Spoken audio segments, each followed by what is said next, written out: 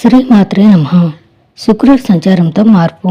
ఈ 4 రాశుల వారికి సంపద పెరుగుతుంది. ఒంటరి వారి జీవితంలోకి తోడు రావచ్చు.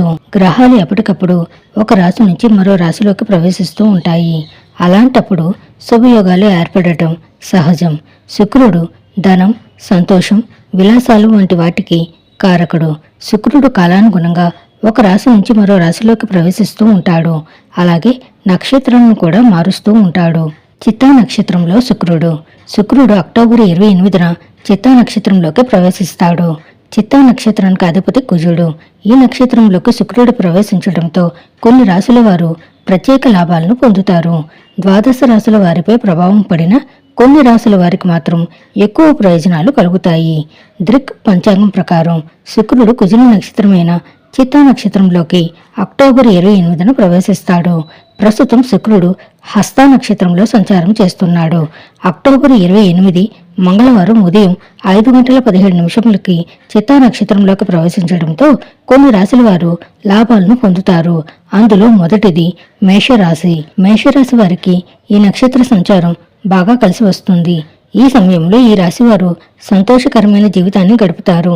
ఉద్యోగస్తులకు, వ్యాపారస్తులకి కూడా ఎక్కువ లాభాలు ఉంటాయి. ఆర్థిక పరంగా బాగుంటుంది. జీవిత భాగస్వామిని అర్థం చేసుకుంటే ప్రేమానురాగాలు పెరుగుతాయి. కుటుంబ సభ్యులతో సంతోషంగా ఉండవచ్చు. జీవితంలో ప్రశాంతత ఉంటుంది.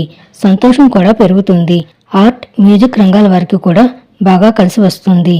రెండవది వృషభ రాశి. వృషభ రాశి వారికి శుక్రుని నక్షత్ర సంచారం బాగా కలిసి వస్తుంది. ఈ రాశి వారు ఆనందంగా ఉంటారు.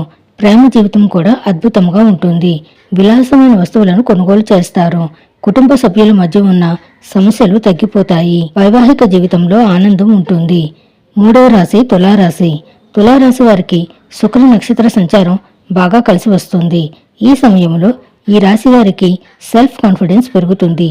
పెళ్లి కాని వారికి పెళ్లి కుదిరే అవకాశం ఉంది.